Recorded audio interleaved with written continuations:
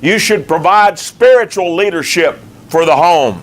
And this begins with your personal relationship with God. In Psalms 1, verse 1 and 2, "Blessed is the man that walketh not in the counsel of the ungodly, nor standeth in the way of sinners, nor sitteth in the seat of the scornful. But his delight is in the law of the Lord, and in his law doth he meditate day and night." Here, that child of God is depicted as having a strong relationship with God, wherein they avoid the sinful ways of the world and instead delight in the will of God and meditate regularly in the Word, day and night. This is a person whose heart is steeped in the Word. And fathers, that's what we must be. I feel this way about the remembrances of our dad, and I am joyful to think about different Christians that have shared with me memories through the years of memories of their fathers studying the Bible. I'm thinking right now of a painting that a sister in the church did. She's quite a bit older than I am, but she did a painting. She's a very talented painter. She did a painting of her father's Bible. And she was very meticulous in the painting of that to show the wear of his thumb along the edge of the pages, and to depict the binding as being well worn and something that had been read very often. That painting wasn't just about her skill in depicting what she remembered from her dad's Bible, but it was about how important that was to her. You know, it didn't really matter what a professional painter might have said by way of critique of that painting. What really mattered was the perfectness of her memory, you see. However well or poorly she might have depicted that on the canvas, I thought she did an amazing job. It wasn't stick figures, so it was ahead of me. But it looked beautiful for a different reason.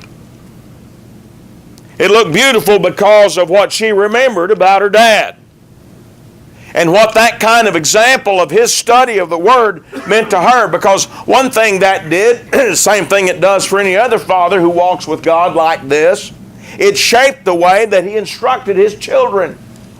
And when you look at the lives of the children and the future offspring, it showed. That personal knowledge of God and the spiritual leadership that comes from a father who delights in the law of God and meditates therein day and night, that cannot be rivaled.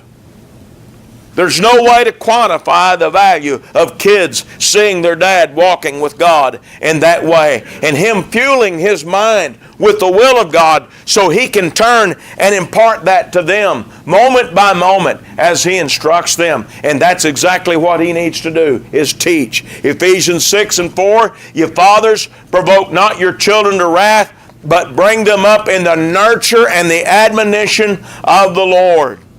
This passage directs fathers to nurture and admonish their children in the Lord. And it's really, really sad when you hear a dad say, "Well, you know, I kind of let the wife take care of that." Well, there's a lot of instruction in the Bible about children heeding the law of their mother, and there's no question that mom's got a job to do there. But don't leave that to her. What would you think of a man who had these kids at home and they were hungry and they needed clothes and they needed shoes, and he said, "You know, I could get out there and work to provide for them, but I think I'm going to sit here and relax and let their mama take care of that." About 2.5, 3 generations ago, they hung guys for doing that. Well, why would it be okay to be neglectful in this duty? Is it any less important to spiritually feed our children? And that's where that sister comes crying to you saying, "What do I do to get my husband to do this?" Fathers, it's important that we embrace this mantle of spiritual leadership and provide that. Now, we might have to diminish the amount of time that we indulge in our hobbies. We might have to cut back a little in our secular work. We might have to stay up a little later or get up a little earlier. But a man does what he's got to do to get his job done. Isn't that manhood?